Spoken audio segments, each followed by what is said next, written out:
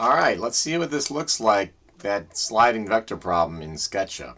Again, it's just sliding vectors, so we're going to show you a couple different mediums for this. This is a medium that you can share with people and they can use it and you don't have to go through AutoCAD site. So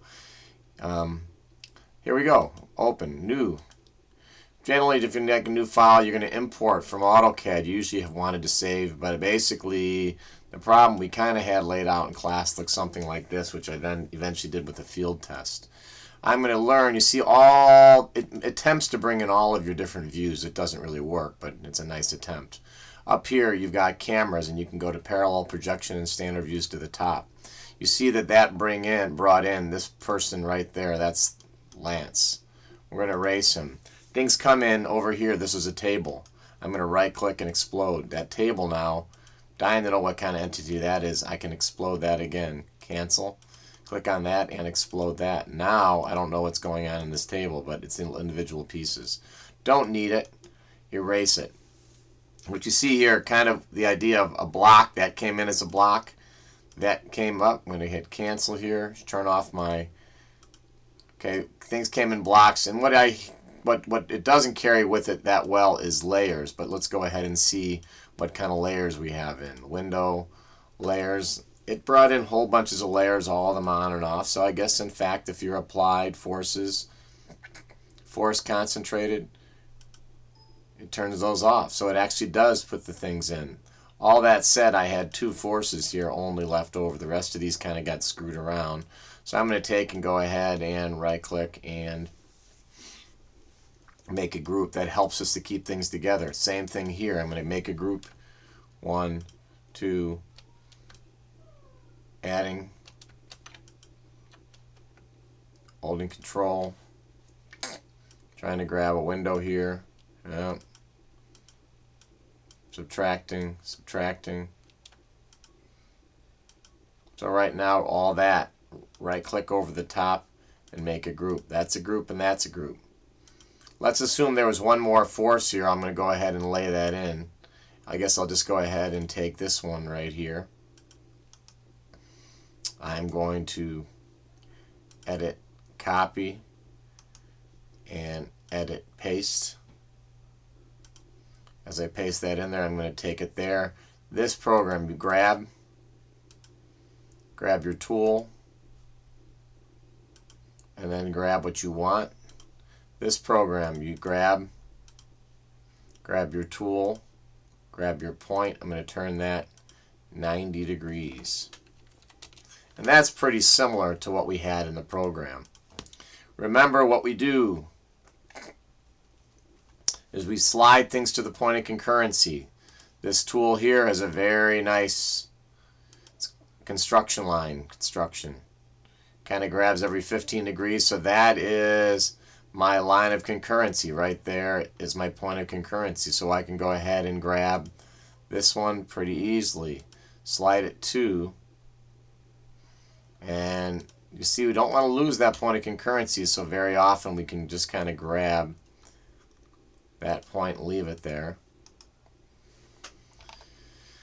Which means this time we can go ahead and grab that and slide it to its point of concurrency. Because that's a group, it doesn't screw things around too much. Grab that. This one here as well. We're going to go ahead and grab that block, we hope. Which we don't have. We don't have it happening here. Trying to grab stuff. This thing is hitting a space bar. Does your clearance. We're going to grab that, then grab the tool, then grab the point in which you're going to go to. We've added those two forces.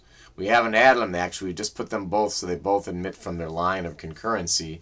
What we can do now is pick either one we want and do the add vectors tip to tail thing. Grab that, grab it down to the end. And then of course we have to remember, we don't need that line here anymore. We're going to go ahead and right click erase. We can draw our resultant of those two going from here to there. Once you do that, you go ahead and get rid of the two forces by putting them on another layer. However you're going to go about doing it. We're going to grab that and erase it. This right here, I'll put a little sketch on the end so you know where it is. So what do? You work two at a time. Once you do that, you even go back to the point and get rid of your extra lines there. You now have two forces right here and right here, which you need to add together. You add those together once again by coming up with a concurrent point using whatever ways you know how. Your eye is a great way. Very often you've got a line of concurrency there, a line of force. You can go and add another construction line here. This is acting odd. We'll try it again. You grab that protractor spool and set up 180 degrees here. Once again, because we didn't have these things set up per se, that's set up as a block. We're going to go ahead and, as a group, we're going to go ahead right away and make a group. Keeps things together in this program. We can now take our group, grab the tool, slide it to its point of concurrency. Same thing here. You can take the group, grab the tool, slide it to the point of concurrency. You now have these last two forces that are going to be kind of added tip to tail. You can pick either one you want. I guess I'll go ahead and pick that one. Grab from the end to the end. Now what you have finally is your final resultant. Your final resultant is going to go from the tail to the tip. Grab that there to there. You notice things start to fill in. That's this program. We're going to go ahead and erase that. All we really want in the end, we don't need that. We essentially have, we don't need that. This is our vector that goes from here to there. How do we get that vector? By adding vectors. How do you add vectors? You add the forces to get the magnitude and direction. You add the moments. Take the moments divided by the magnitude, and that gets you the circle. That circle basically would be the circle that defines, that moment circle, if you would, is going to be the circle that defines this tangent out to that line someplace around there. You then would compare your two circles, edit, undo, right? So this here turned out to be the resultant in there from our original, right? That little bit right there became our resultant. This little thing right here. And what happens, however, it gets cut in this program as it goes across things. So once again, you get rid of your,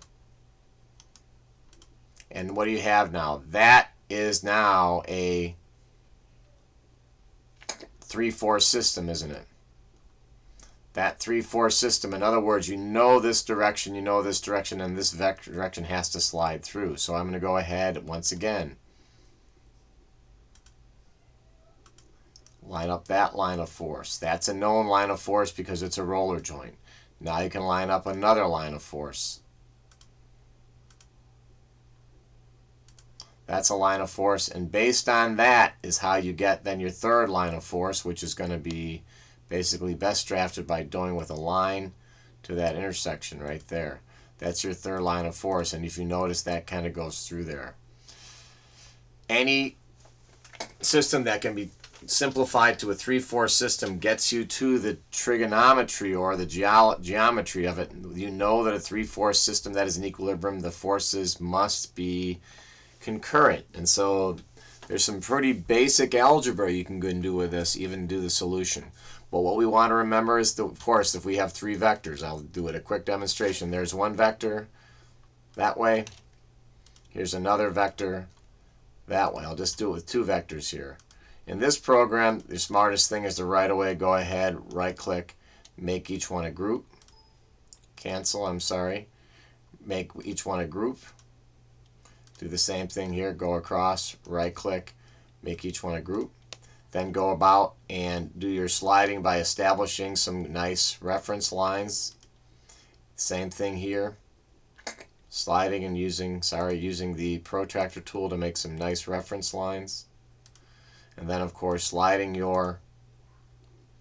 each of your forces with the select your end, go to there. This middle step is worth taking until you're really, right? That's how you add these 2 vectors. Now they're emitting from the same spot. Doesn't make which one you now pick. Doesn't make any difference at all. You grab that, grab your end from there to there. So that finally was your demonstration. When you're going to go ahead and come up with this, that becomes your resultant, In effect, you then get rid or put things on different layers per se. Get rid of that.